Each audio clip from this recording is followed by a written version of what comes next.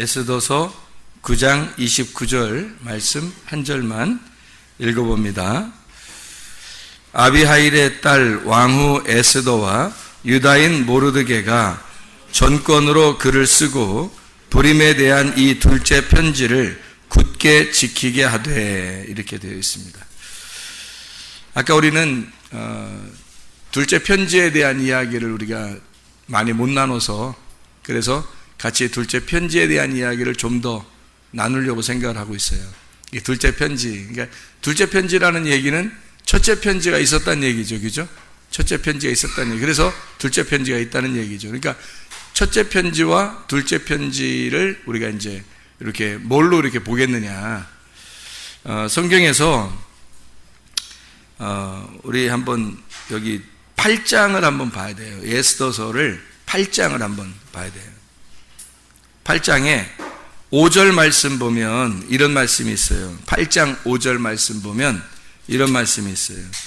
이르되 왕이 만일 즐거워하시며 내가 왕의 목전에 은혜를 입었고 또 왕이 이 일을 좋게 여기시며 나를 좋게 여기 보실진대 조서를 내리사 아각 사람 함무다다의 아들 하만이 왕의 각 지방에 있는 유다인을 진멸하려고 꾀하고 쓴 조서를 철회하소서, 이렇게 나와 있거든요. 그러니까 하만이 쓴 편지가 하나 있었다는 거예요. 그죠? 그 조서가 있었는데 그 조서를 철회했으면 좋겠다. 근데 이게 그냥 쓴 게 아니라 꾀하고 쓴 거래요. 이제 작정하고 하여튼 쓴 거예요. 멸망시키려고 작정하고 쓴 거라는 거예요. 그런가 하면 이제 8절에 한번 봐요. 8절에 너희는 왕의 명의로 유다인에게 조서를 뜻대로 쓰고 왕의 반지로 인을 칠지어다. 왕의 이름을 쓰고 왕의 반지로 인친 조서는 누구든지 철회할 수 없음이니라 하니라, 이렇게 되어 있거든요.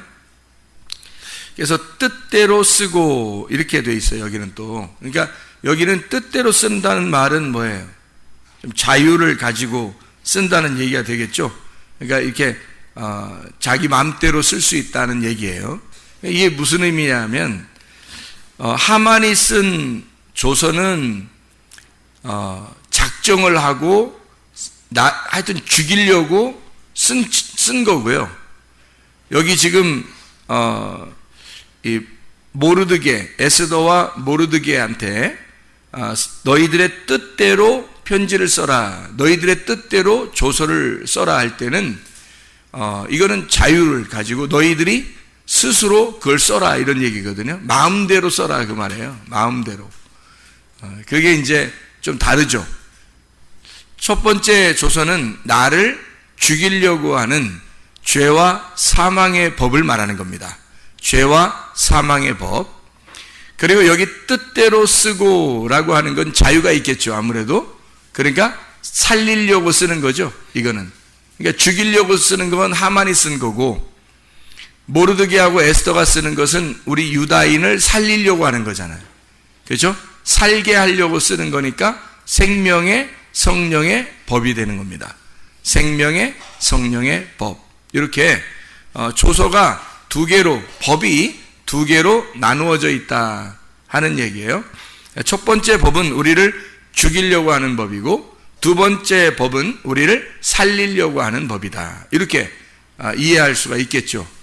그래서 이 편지를 두 번째 편지라고 이렇게 이야기하는 것은 우리에게 살기 위한, 삶에 대한 편지란 말이에요.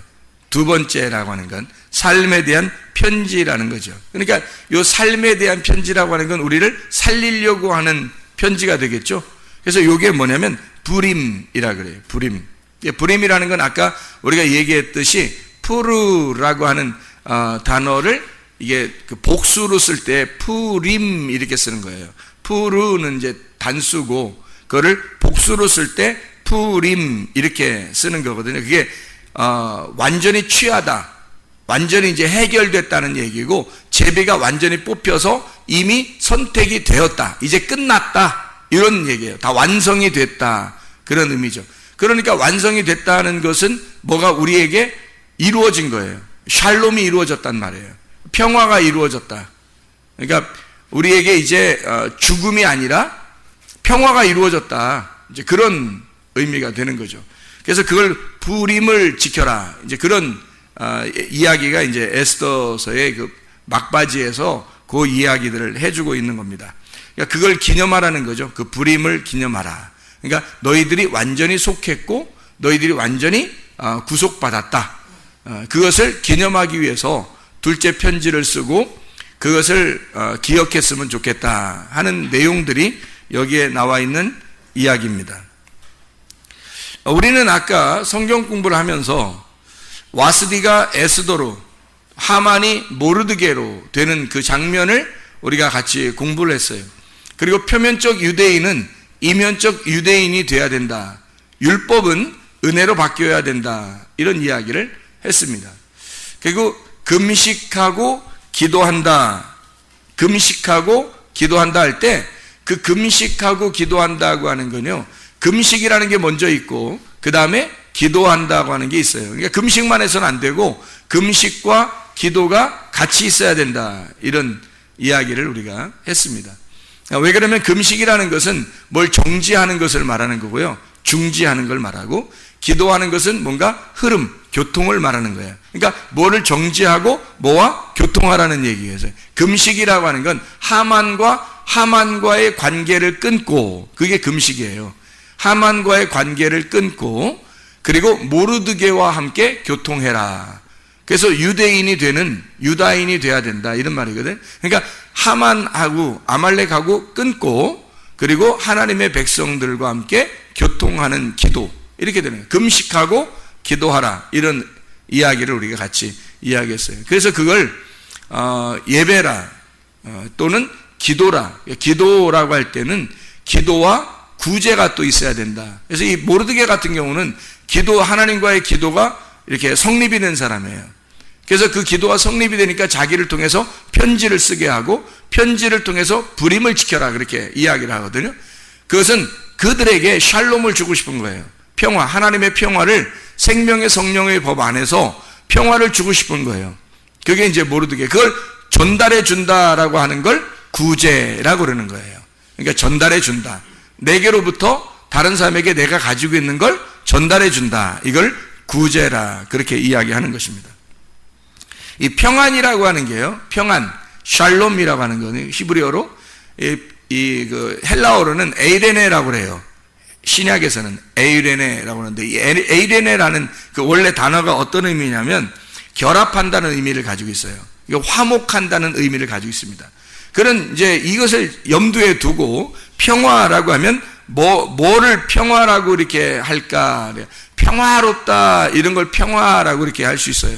그러니까 물이 잔잔하다, 이런 걸 생각하면 되죠. 물이 잔잔하다, 평화롭다, 그렇게 할 때 평안, 에이레네, 이렇게 보면 되는 거죠. 막 이렇게 요동치고 이러는 건 두려움이죠. 무섭고 두렵고 싸납고 뭐 이런 거죠. 근데 평안하다 그러면 이게 물이 잔잔해졌다, 그 말이에요. 그러니까 그 화평해졌다, 예수의 평안이 우리에게 왔다, 그 말이고, 보혜사와 관계가 있어서 그 보혜사가 진리의 성령이 우리에게 오시면 평안을 준다는 거예요. 너에게 평강이 있을지어다 할 때도 예수님이 부활하시고 난 다음에 평강이 있을지어다, 그런 얘기는 너희들의 마음이 물결이 잔잔해졌으면 좋겠다, 그런 이야기예요. 그 물결이 잔잔해진다는 말은 어떤 의미로 다시 말할 수 있을까? 제가 물어보지 않고 그냥 제가 대답하는 편이 훨씬 더 나을 거예요. 물결이 잔잔해졌다, 이런 의미는 속에 이렇게 뭐가 요동치는 게 없이 평안해졌다, 그런 말이잖아요. 그러니까 이제 속에서 뭐가 안 일어나는 거냐면 서로 싸우는 게 없다는 얘기예요. 그죠? 전쟁이 없단 말이야. 내 속에서 전쟁이 사라졌다, 이걸 평안이라 그러는 거예요. 평안, 그러니까 전쟁이 없어졌다, 전쟁이 끝났다는 말은 뭐냐면 속에 사람이 마음이 두 개가 있는데 그 두 개의 마음을 이렇게 두 개의 마음이 있으면 이렇게 막 싸우거든요. 두 개의 마음이 하나로 평정을 이루었다는 말이에요. 그러니까 평화라고 그러죠. 전쟁이 사라진 거죠. 사람의 속의 마음에는 말이 두 개가 있다 그랬어요. 나의 말과 하나님의 말. 하나님의 말과 나의 말이 있는데 이 나의 말이 져서 항복을 해버리면 하나님의 말씀만 있게 되겠죠? 그러면 평안하게 되는 거예요. 근데 나의 말이 이겨버리면 하나님은 절대 지지 않거든요. 그래서 계속 싸우는 거예요. 계속 나의 말이 있는 한 우리의 속에는 나의 말과 하나님의 말이 계속 싸우는 거예요. 내가 생각하는 나의 꿈과 하나님의 꿈이 계속 싸우는 거죠. 나의 소원과 하나님의 소원은 계속 싸우는 거예요. 근데 이게 평화롭게 되었다는 말은 무슨 말일까? 이 싸움이 그쳤다. 싸움이 끝났다. 뭘로 끝나야 끝날까요? 하나님 편에서 이겨야 끝나요. 내 편에서 이겨서는 못 끝나요. 죽을 때까지 안 끝나요. 그게 하나님의 편에서 이겨야 그게 끝난다 하는 말입니다. 전쟁이 없는 상태를 물이 잔잔하다, 평화롭다, 그런 하나님과 나의 전쟁이 끝났다, 그런 상태를 평화롭다라고 이야기할 수 있습니다. 다시 말하면 내 믿음으로 사는 게 아니라 그리스도의 믿음이 와서 그리스도의 믿음이 온 상태가 되었다. 나의 믿음의 상태가 아니라 그리스도의 믿음의 상태가 되었다. 그러니까 나의 머리가 아직도 붙어 있는 게 아니라 나의 머리를 잘라내고 그리스도의 머리를 붙여놨다. 머리가 바뀌었다. 그 말이에요. 머리가 바뀌었다. 그러면 평화하죠. 그게 샬롬입니다. 이 샬롬, 머리가 바뀐 상태, 이거를 샬롬. 보혜사가 하나님의 성령, 그 예수의 영이 우리에게 들어오시면, 지금 우리에게 들어오신다. 엘코마이하고 들어오시면 이 성도의 몸이 성령님의 집이 되는 거잖아요. 그러면 성령님은 늘 어떻게 해요? 평안하죠. 성령님은 평안하기 때문에 성령이 완전히 나에게 들어와서 장악하기 전까지는 내가 평안이라는 게 아직 없겠죠.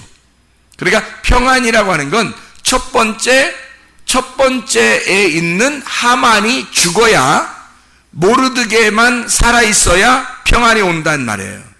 모르드게만. 그러니까 하만이 안 죽어서는 늘 모르드게와 하만은 싸우기 때문에 내 속에서 모르드게와 하만이 계속 싸우니까 전쟁이 일어나죠. 평안하지 않습니다. 근데 하만이 죽어요. 그리고 모르드게가 달려야 할 그 자리에 하만이 죽은 거예요. 누가 죽은 거예요? 내가 죽은 거예요. 그리고 모르드게가 살아난 거예요. 그리스도가 살아난 거란 말이에요. 그러면 전쟁이 끝나죠. 평화롭게 되는 것입니다. 이 샬롬이라고 하는 이 화평, 평화라고 하는 단어가 행복한이라는 단어거든요. 평화로운. 아시잖아요, 여러분. 샬롬 그러면 인사할 때도 샬롬 그러잖아요. 평화, 행복한, 안전한, 평화로운. 샬람이라는 데서 왔는데, 이 샬람이라는 게 완전하다라는 단어입니다. 완성이 되면 뭐가 일이 끝나잖아요. 일이 회복이 되고 뭐가 온전하게 끝나게 되면 샬람, 완전해진 거예요. 이루어진 거야. 그러니까 평안하죠. 샬롬이 오는 거죠. 일이 안 끝나. 계속해서 내 속에서 일이 안 끝나고 계속 뭐 싸움이 있으면 이게 평안이 오는 게 아니죠. 그래서 속에서 어쨌든 여러분 마음속에 두려움이 아니라 평안, 다시 말하면 이 속에서 뭔가 나를 쉬게 하는 게 와야 된다는 거예요. 나를 쉬게 하는 게. 그게 평안이라는 거예요. 그러니까 주님께서는 우리에게 화평한 자라고 그러죠. 주님이 부활하시고 난 다음에 제자들한테 뭘 첫 번째 줬다고요? 평화하라, 그렇게 말하잖아요. 평화하라는 말은 내가 너희들과 함께 있겠다는 말이에요. 그죠? 내가 너희들과 함께 있겠다. 그러니까 너희들 무서워하지 마라. 근심하지 마라. 내가 너희들과 함께 있을 테니까 평화해라.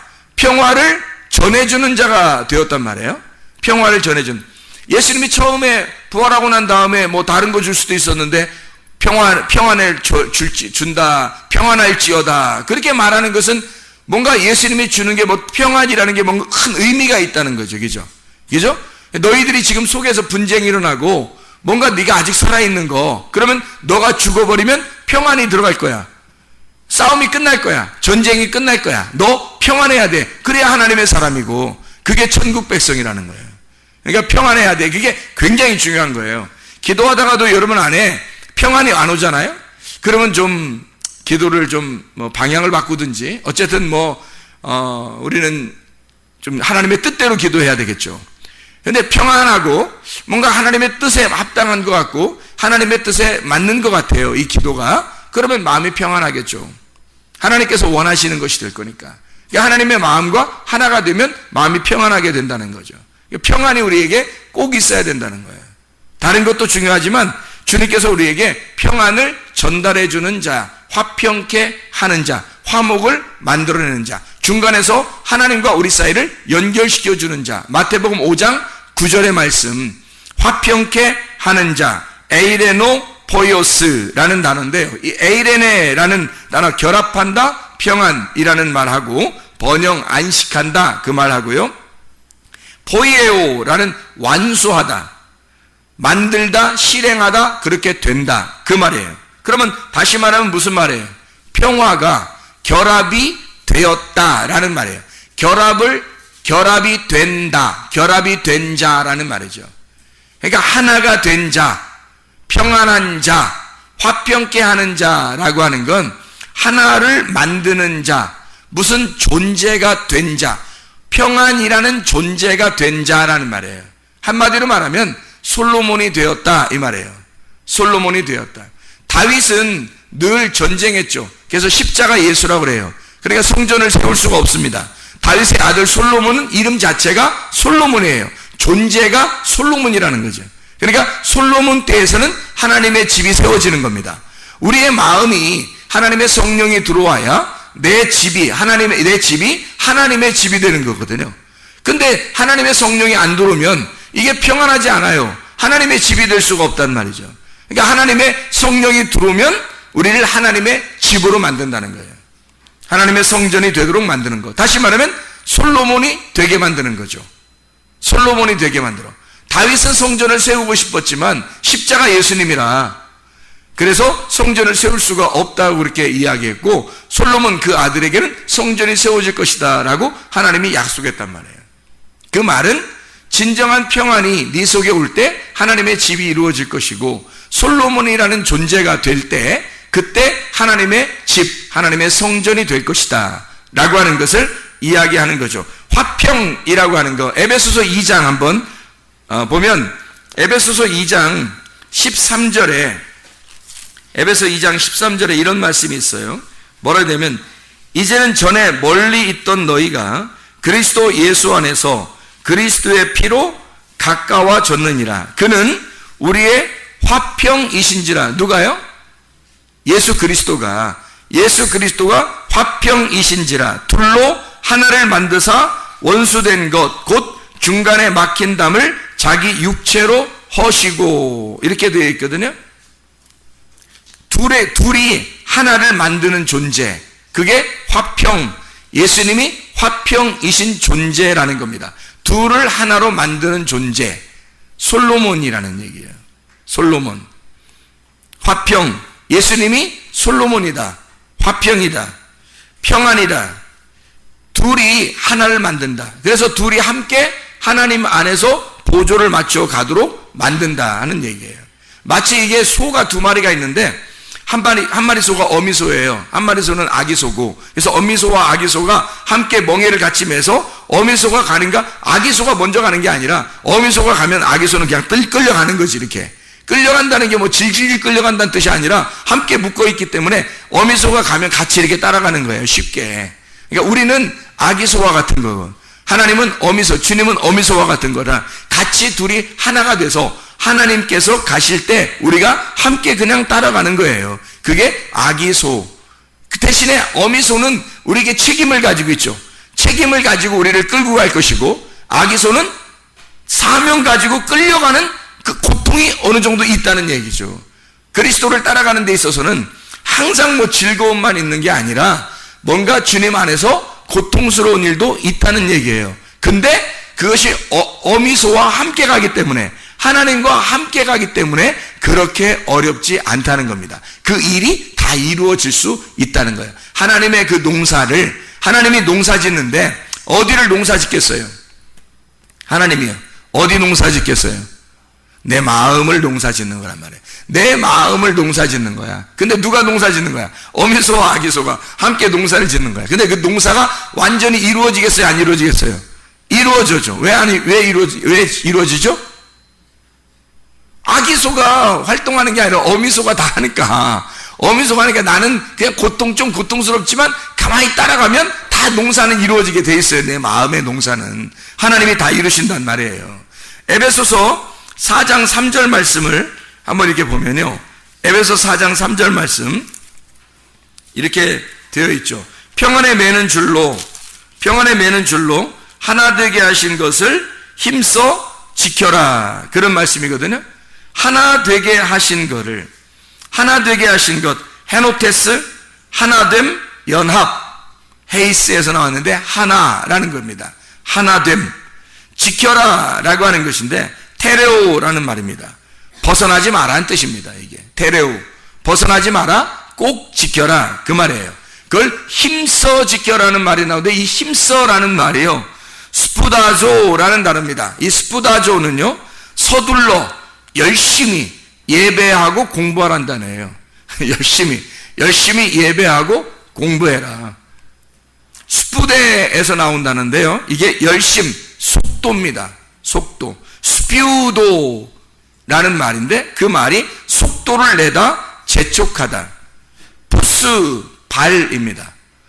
여러분의 발이 어디에 있는가? 발이 어디에 소속되어 있는가? 여러분은 어디로 빨리 달려가고 있는가?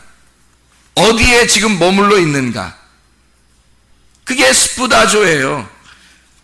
이게 서둘러서 열심히 공부해라. 예배하고 공부해라. 그것을 굳게 힘써 지켜야 된다. 뭐를? 하나됨을 힘써 지켜야 된다. 그러니까 이게 성경이라는 게 뭐예요? 하나님과 우리를 하나 되게 하려고 그리스도가 온 거예요. 그리스도가 화평이 되셨다는 거예요. 평안이 되셨다는 거예요. 그러니까 우리가 평안이라는 게 얼마나, 그러니까 우리가 내가 평안이 있나? 이거 깊이 생각해 봐야 되겠죠.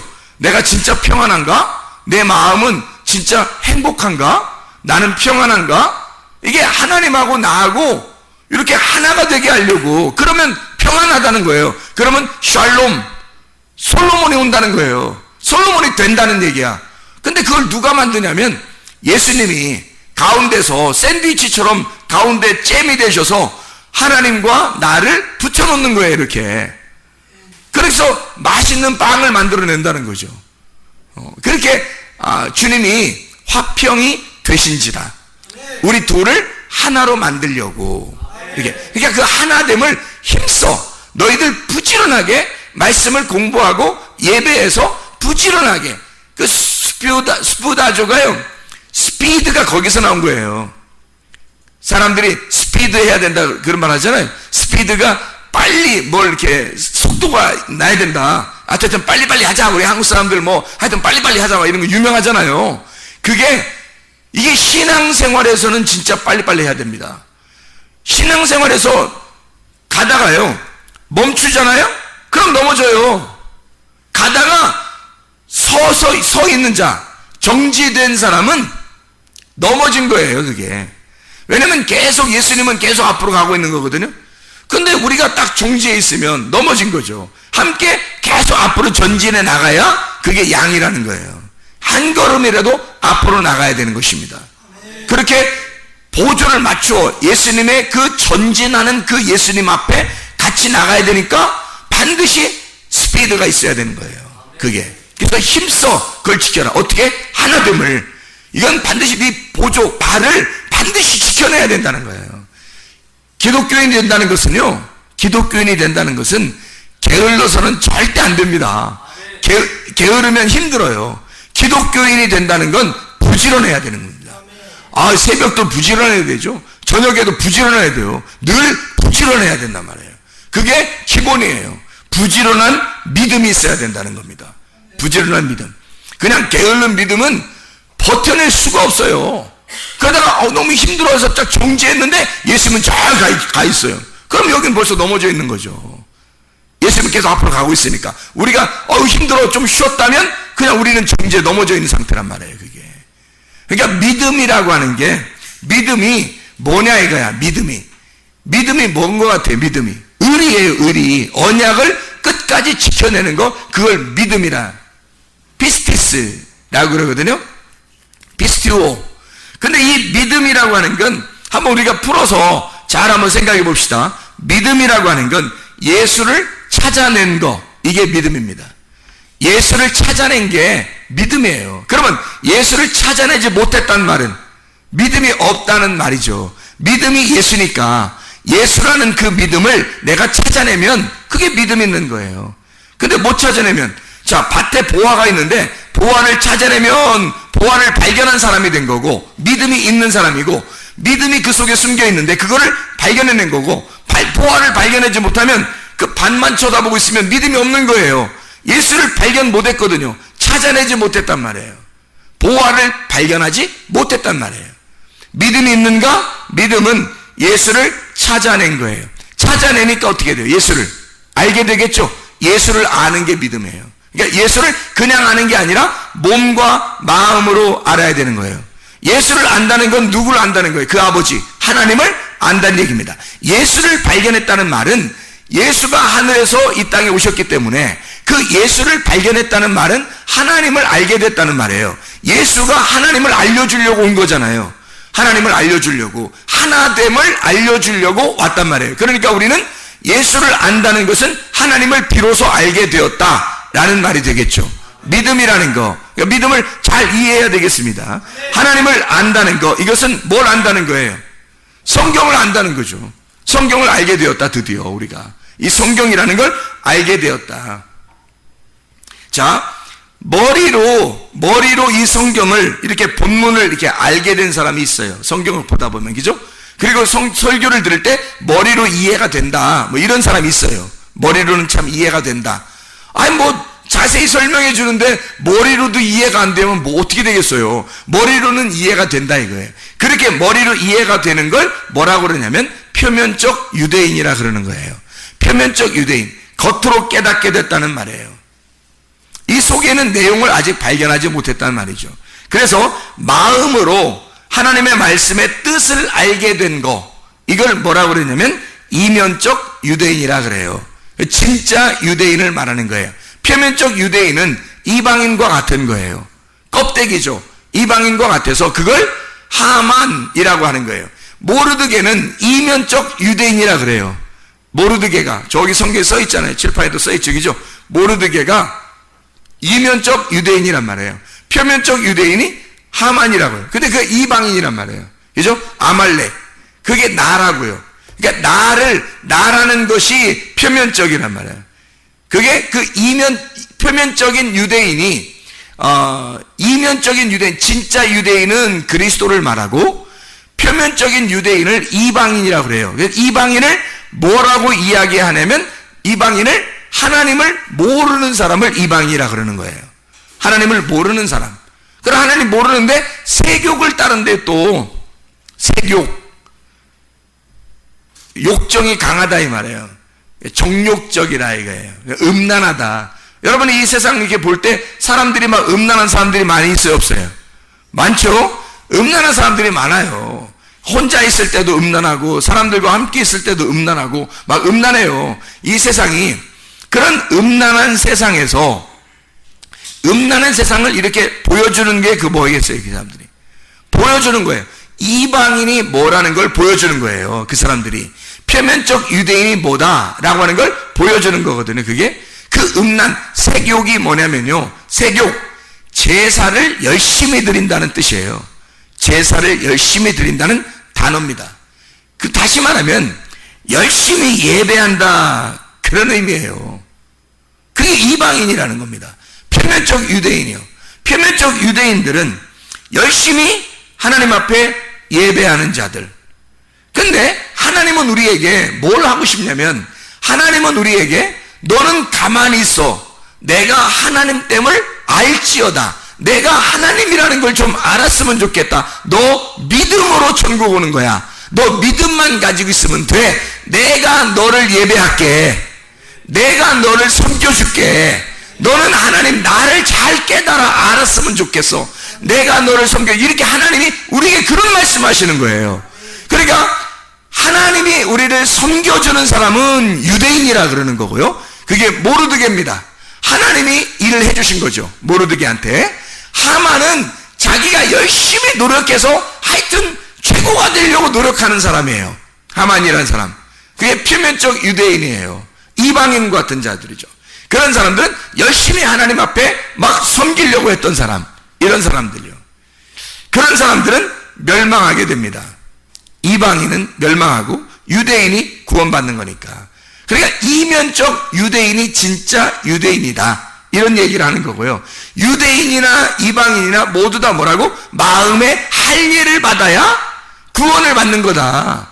그 마음에 믿음이 있어야 구원받는 거지 라고 로마서 3장에 설명하고 있는 거예요. 그래서 로마서 2장과 3장을 잘 읽어보면 유대인과 이방인에 대한 이야기가 자세하게, 표면적 유대인과 이면적 유대인, 그리고 유대인이든 이방인이든 상관없이 하나님은 마음의 할례를 받는 믿음으로 말미암아 구원받게 만들었다, 이렇게 설명을 잘 해주고 있습니다. 머리로 본문만 아는 사람들, 예를 들어 포도나무와 가지를 성경에서 이야기하죠. 예수님은 포도나무요, 우리 너희는 가지다 할 때 예수님을 포도나무요. 그러면 뭘 깨달아야 돼요? 마음으로, 내용으로 아는 사람은요, 포도나무가 성경에 나오면 뭐라고 나와야 돼요? 예수님 알아야 되겠죠. 가지, 그러면 성령, 나를 의미하는 그런 의미를 설명하게 되겠죠. 그걸 그냥 가지, 포도나무가 가지 있구나, 농사 짓는구나, 뭐 이렇게 보면 안 된다는 거예요, 성경이. 그럼 이해가 안 되는 거죠. 먼저 온 자는 절도며 강도요, 나는 선한 목자다. 요한복음 10장에 나와 있죠. 그러면 그 먼저 온 자가 절도며 강도요, 나는 선한 목자다. 그런 말은 뭘 설명하려고 했던 거겠어요? 뭐를 설명하려고? 먼저 온 자, 율법을 의미하는 거죠. 먼저 온 자, 율법이 너를 강도질한다는 거예요. 그래서 너를 죽여, 반을 죽여서 네가 누군지를 깨닫게 하는 거예요. 그리고 두 번째 온 선한 목자가 은혜와 진리가 되신 예수님을 설명하는 거죠. 그렇죠? 그러면 구약의 출애굽할 때 그 만나는 뭐예요? 출애굽 만나를 지금도 내려주면 먹고 싶다, 이런 얘기하면 안 되는 거죠. 왜냐하면 그 성경을 통해서 뭐를 설명하는 거니까? 생명의 떡 예수님, 하늘에서 내려온 예수를 설명하는 거란 말이에요, 성경은. 그러니까 구약 성경이든 신약 성경이든 뭐를 설명하려고 하는 것이었냐면 하나님의 영을 설명하는 거예요. 영이라는 것은 보여요, 안 보여요? 안 보이는 거예요. 자, 영이라고 하는 걸 정의를 내려봐요. 뭐라고 하려나? 영이라면 뭐라고 얘기하겠어요? 여러분 같으면 영은 뭐다? 영은 빵이다? 아니, 영은 뭐다? 영이다? 영은 뼈와 살이 없는 걸 영이라 그래요. 뼈와 살이 없는 걸. 뼈와 살이 없는 영, 뭐겠어요? 말씀. 요한복음 1장 1절에 태초에 말씀이 계시니라. 그게 뼈와 살이 없어요. 그래서 요한복음 1장 14절에 말씀이 육신이 돼서 왔어. 이 육신은 뭐예요?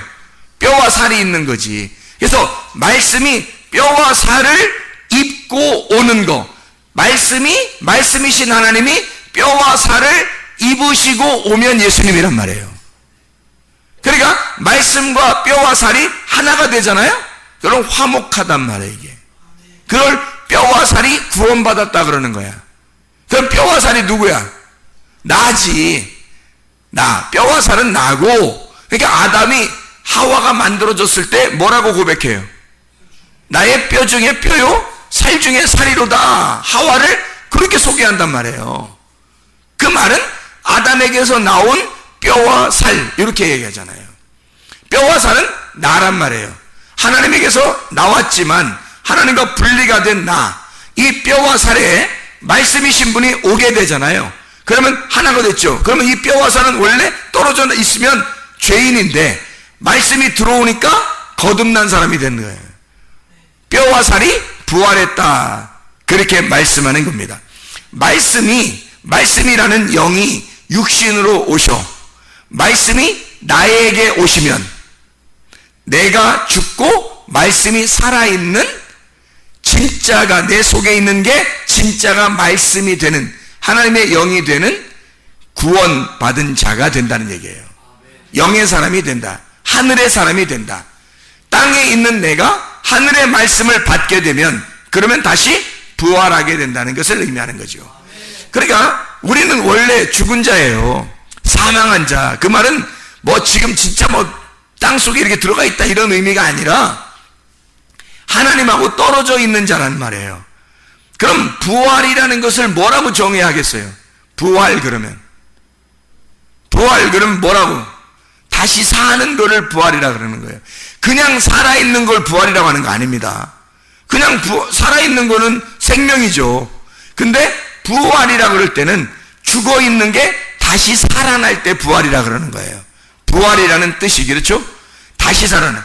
그 말은 뭐가 된다는 거예요? 뼈와 살인 내가, 흙덩어리인 내가, 육신인 내가 뭐가 된다는 말? 말씀이 된다는 말. 그러니까 이게 그대로 존재하고 있으면 안 되잖아요. 말씀이 돼야 되는 거지. 그러니까 내가 그리스도, 예수 그리스도가 되는 거, 이걸 부활이라 그러는 거지. 그냥 내가 나야, 나는 나야 그러면 부활한 게 아니죠. 원래 너는 너야. 원래 너는 그냥 너라는 존재야. 이 땅에서. 그건 부활이 아니지. 너는 너. 근데 네가 그리스도, 예수 그리스도가 되는 거, 이걸 부활이라 그러는 거죠. 자, 무슨 말인지 알겠죠? 그러니까 내가 하나님의 형상으로 지어져 가는 거를 부활이라 그렇게 말하는 것입니다. 그냥 내 존재를 내 존재로 살아있는 거, 이걸 부활이라고 하지 않아요.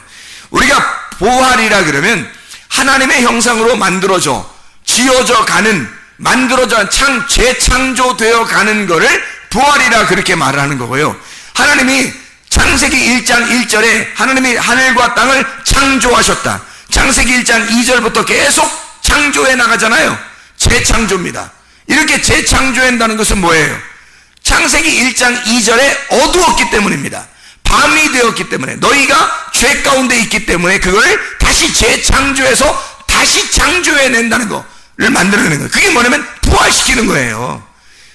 너를, 네 어둠인 너를 발견하게 됐을 때 너를 다시 살려내서 하나님의 형상으로 다시 너를 부활시키겠다는 말이 창세기 1장에 나와 있는 말씀이에요, 여러분.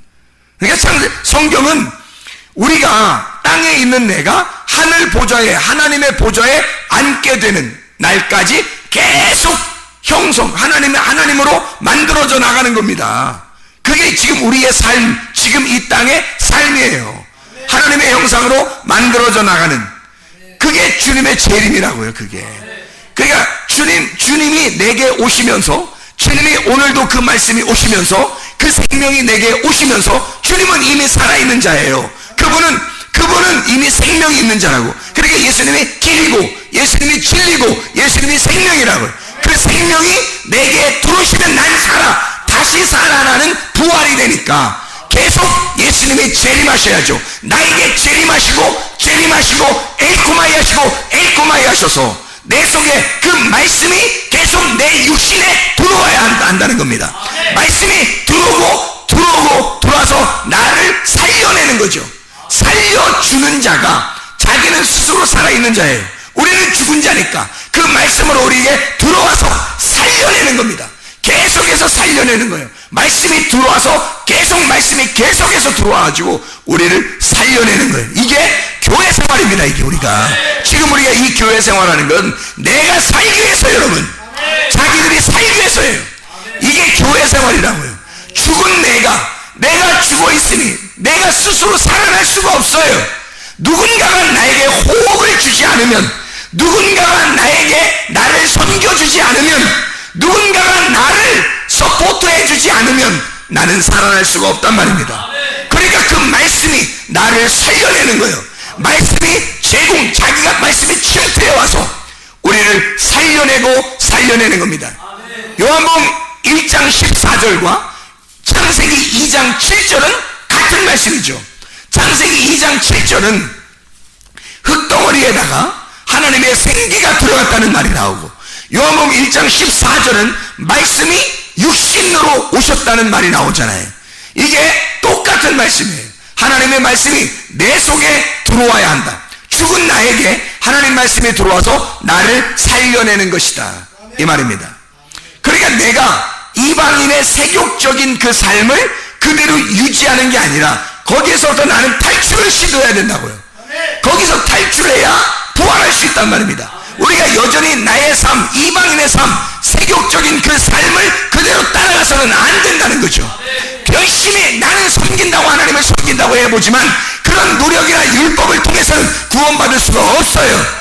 하나님이 나를 섬겨주셔야 하고 하나님이 나를 찾아오셔야 합니다. 그게 뭐냐면 말씀이에요. 말씀이 여러분에게 침투해 들어오고 말씀이 여러분을 살려내는 것입니다. 그러니까 우리는 이런 이방인의 삶에서 너희는 떠나라, 그런 삶에서 음녀의 길에서 너는 떠나라, 그거거든요. 그게 하만에게서 떠나라, 그리고 모르드게와 하나가 되라는 말이에요. 그러면 모르드게가 너에게 편지를 줄 것이다. 생명의 성령의 법에 편지를 줄 것이다. 너는 그 법 안에서 자유하게 될 것이다, 그 말이거든요. 요한계시록 18장 4절에 내 백성아 거기서 나와라 그랬거든요. 내 백성아, 이 남성 단수입니다. 남성 단수. 내 백성아 거기에서 나와라. 뭐에서 나오란 말이에요? 내 백성아 거기에서 나와라. 음녀에게서 나오라는 거예요. 음녀에게서. 그 음녀가 뭐냐고요? 이 선악과에서, 땅의 말씀에서 나와라. 그 음녀라는 그녀의 그녀의 재앙, 이 그녀가 여성 단수입니다. 신부 교회가 돼야 되는데 음녀를 만나면, 먼저 음녀를 만나면 우리는 망하는 거예요. 그 음녀는 재앙을 받기로 결정되어 있는 성경의 규칙상 음녀는 재앙을 받기로 되어 있었단 말이에요. 근데 거기에 같이 우리가 있으면 우리도 같은 재앙을 받을 거 아니냐, 하나님의 진노를 받을 거 아니냐 이거야. 거기에서 빠져나와야죠. 그래서 그녀의 여성 단수입니다. 재앙을, 블레게, 상처, 때려, 재난을 주는 거, 플레소, 때리다, 플라소, 빚다, 만들어 막 형성해 나가는 거, 그렇게 그런 거를 받지 마라. 너 그냥 아주 막 부셔버리는 거, 이런 거 너는 받지 마라. 그녀가 받을 거니까, 음녀가 받는 거니까, 하만이 죽는 장소에 있는 거니까 거기에 같이 있으면 함께 죽는 거예요. 하만과 10아들이 어떻게 됐어요? 하만과 10아들이 함께 나무에 달려 죽잖아요. 에스더서 9장을 보면 유다인 모르드게를 통해서 완전히 이게 바뀌죠. 역전이 되어버립니다.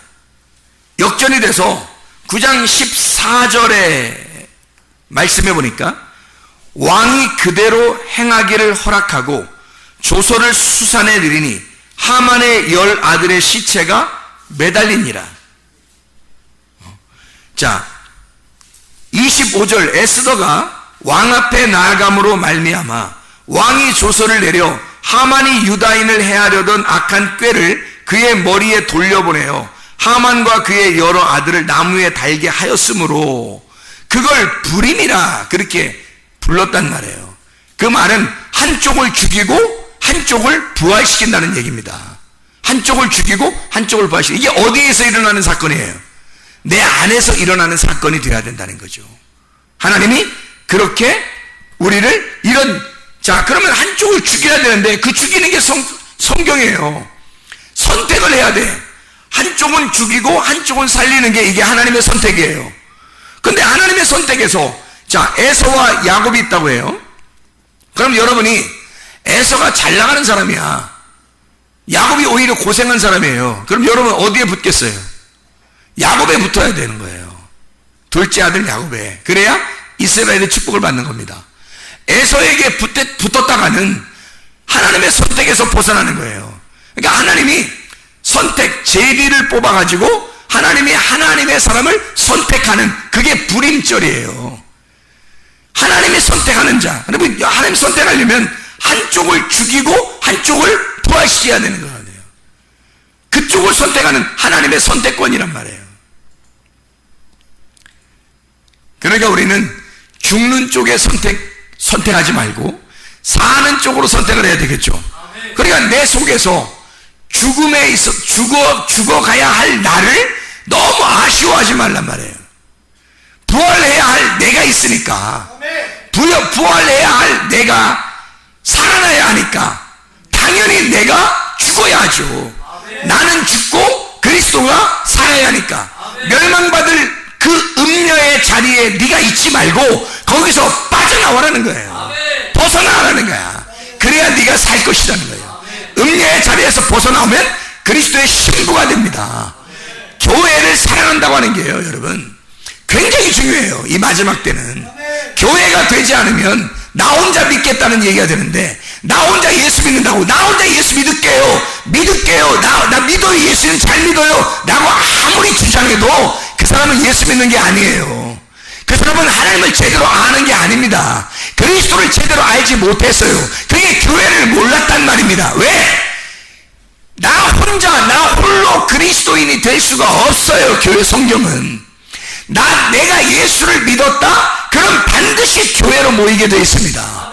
이게 그리스도의 몸이기 때문에 그런 거예요. 진짜 믿음을 가진 자는 그리스도를 알게 됩니다. 그리스도를 아는 것이 믿음이에요. 그리스도를 알았다면 교회를 알았을 것이고, 교회가 그리스도의 몸이라고 하는 그리스도의 비밀이라는 걸 깨달았을 거란 말이에요. 그러면 교회에 모이는 것이 철저한 거죠. 그러니까 나를 죽이지 못하면, 내가 믿음이 아무리 있다고 해도 나라는 사람을 죽이지 못하면 그리스도의 몸에 섞이질 못하는 거예요. 가루가 안 된 거지.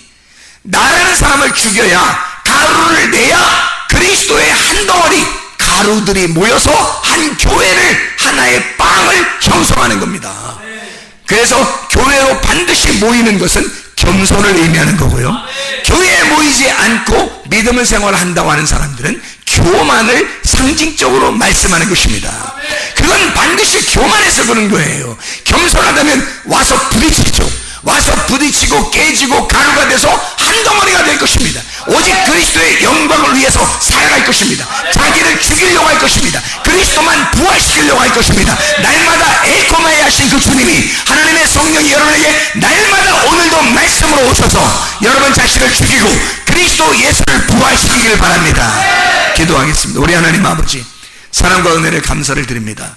아버지 하나님, 우리의 속에 하만이라고 하는 것을 죽이고 모르드게를 부활시켜서 그리스도 예수 안에 교회로 함께 모이고 교회를 사랑하고 교회 안에서 주를 위해 살다가 주님 만나는 귀한 은혜가 있게 도와주시옵소서. 예수 그리스도 존귀하시기를 받도록 기도드렸사옵나이다. 아멘.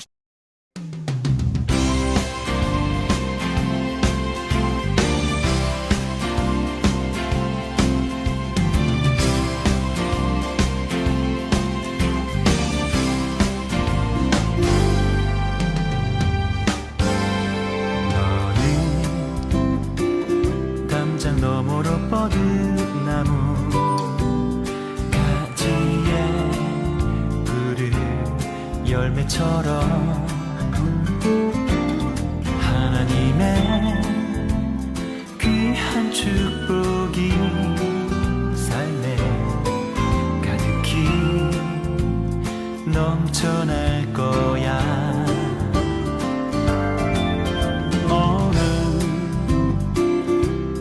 시련이 와도 능히 이겨낼 강한 발이 있어. 전능하신 하나님께서 너와 언제나 함께 하시니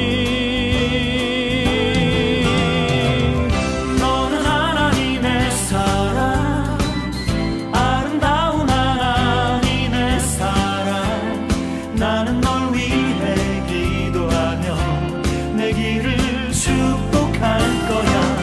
너는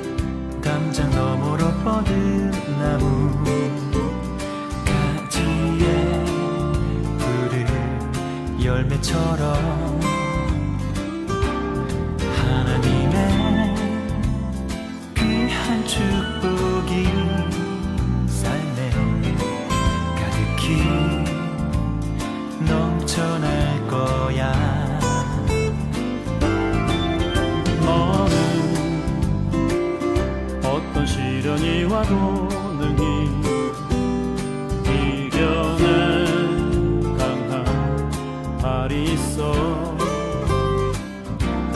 전능하신 하나님께서 너와 언제나 함께 하시니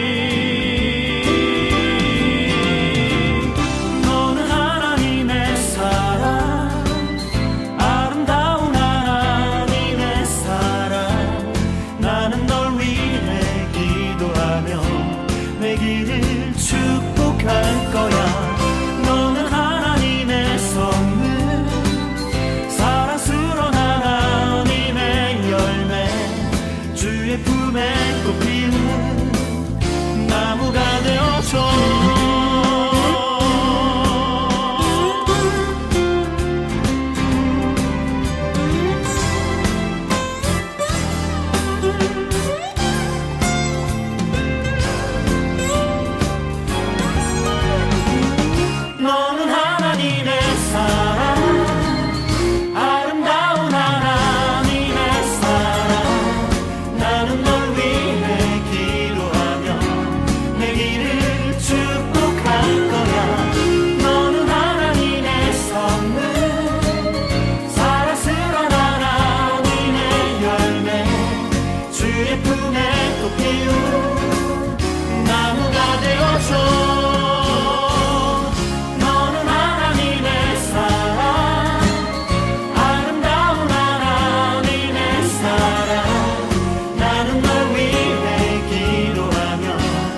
길을 주